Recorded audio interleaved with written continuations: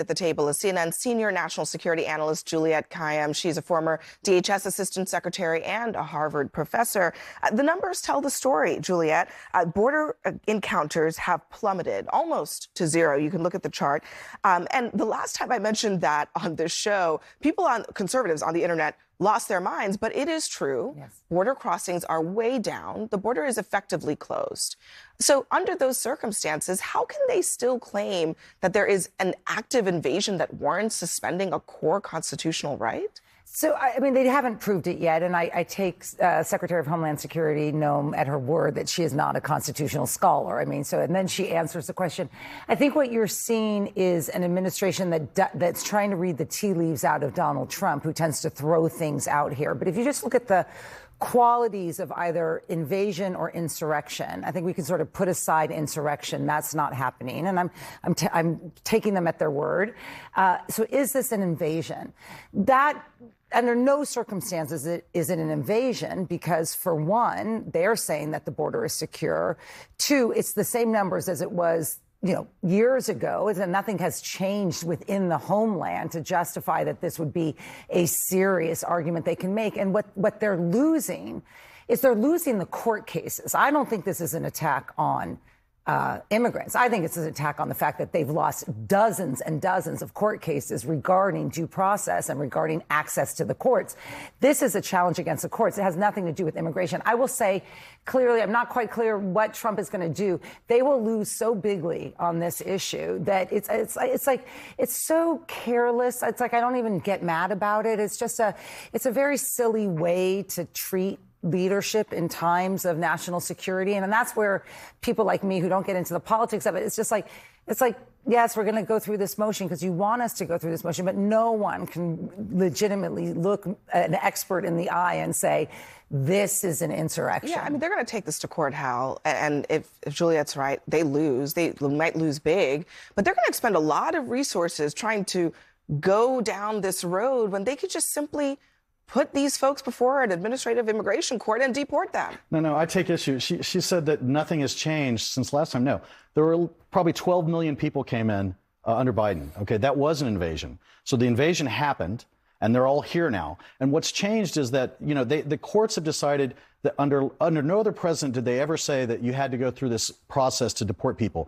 Since Clinton was there, no, absolutely not. Wait, what are you talking about? Because Barack Obama deported 3 million people. Yeah, you know how he did it? No, he did not go through they sent them back as soon as they came over. Hold on. That's exactly what happened. Right, okay. So they didn't go through a court process. Let's sort this out. Border encounters. You encounter someone at the border. You can, in some cases, send them back. They don't get due process. But from the interior of the country, so they get due process.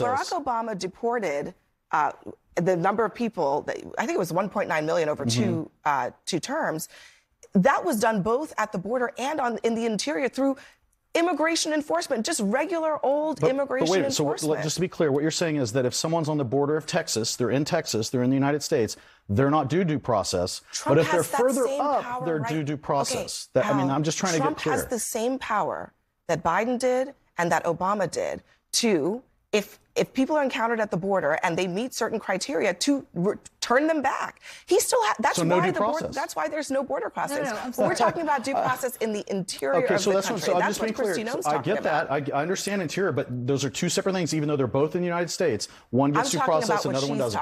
And what I'm saying is the courts are not treating it the same way they did previously. They're saying Trump does not have the power to deport people. And how do you put 12 million people before an administrative judge? The reason I keep pushing back, Hal, is because that is not true. How do you put 12 million people before an administrative judge? You can't. Yes, you can, because they're owed. I'm sorry, with all due respect, they're owed due process like anybody else on American soil is owed due process. But here's the problem. The problem is that this is, of course, political. And that the reason that they're saying this, the reason that Stephen Miller is saying that they're going to suspend habeas corpus if the judges don't do what they want, the reason Steve Bannon said they're going to suspend habeas corpus if the judges don't do what they want, is because they're going to suspend habeas corpus. Yes. And the judges are not going to be able to do anything about it, because what can they possibly do? What army do they have to stop this? And so it doesn't matter what John Roberts says, who belatedly said, heavens to Betsy, I can't believe what I've unleashed with Trump versus the United States. Now Donald Trump appears to be lawless. We have to get this back. Too late, Mr. Chief Justice.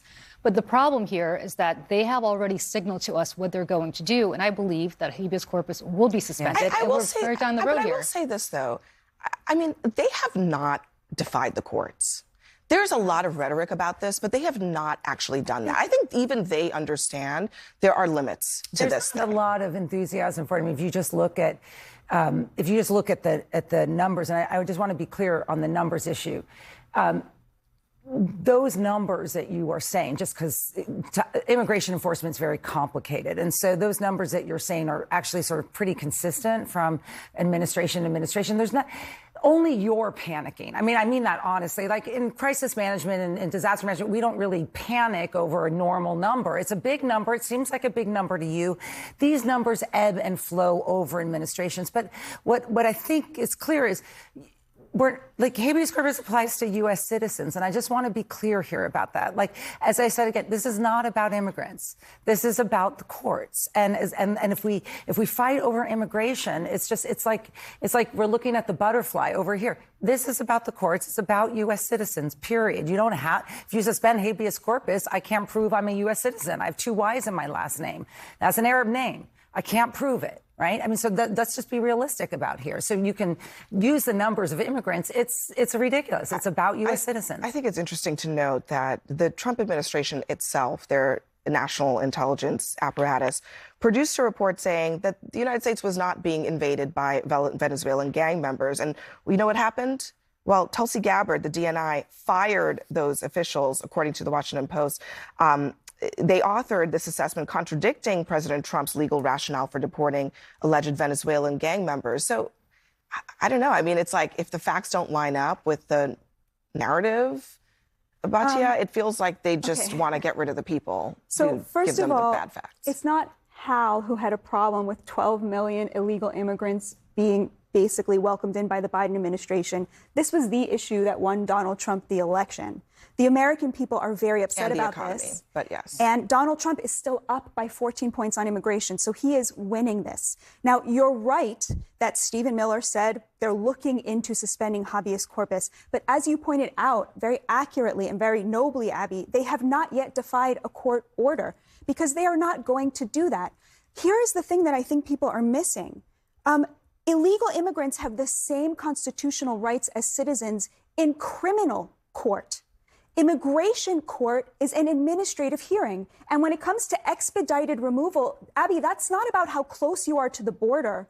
It's about whether you're within the 2-year period of having crossed, at which you don't even have to get that hearing before a judge. That is what the Supreme Court ruled in 2020. I think that this is a very hold on. I think this is actually a really good and important point. You're pointing out that there are actually means that are completely legal for them to deport people who fall within certain guidelines without having to suspend parts of the Constitution. They're using it is them, totally possible. I agree with you. I think that they are using them. They can continue to use them. Why tease suspending a core part of the Constitution? I'll tell you why. I want to answer that. Why? I'll tell you why. So that Democrats will show up at immigration detention facilities and advocate on behalf of gangbangers. So this is all that just is why. for and you guys fall for it every single time. Exhibit A. This is all just for show, Mandela. Can I just make one more? Let me just let Mandela get a quick word in. It's only been a political argument. It is only just it is a rhetorical exercise. And the idea of suspending habeas corpus is, again, more than the immigration argument. It is the playbook for authoritarian regimes. I don't know why we're sitting and acting like we aren't on the cusp right now. We are in a very bad place in this country. And even the idea that it can be talked about so casually and receive little, if no pushback from Congress should scare us all. So here's my problem with that. There are actually American citizens, black people, brown people, who have not had due process in this country.